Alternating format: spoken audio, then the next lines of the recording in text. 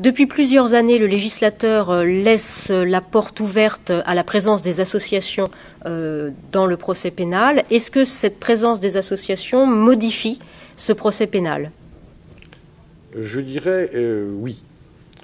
De manière positive, lorsqu'il permet de faire émerger des infractions, je pense en particulier en matière de discrimination ou de racisme, qui, sans ces associations, et je dirais malgré l'œuvre de ces associations, ont du mal à émerger parce que ça ne rentre pas dans l'esprit des juridictions.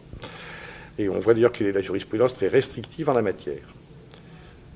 Beaucoup plus dangereuse me paraît être l'ouverture, par exemple, aux associations qui se prétendent porteuses d'une cause. Je pense à la cause de l'enfance dans les affaires de pédophilie, où là on a affaire à des parties civiles en croisade qui viennent en quelque sorte jouer le rôle du ministère privé. On peut même tomber dans l'absurde.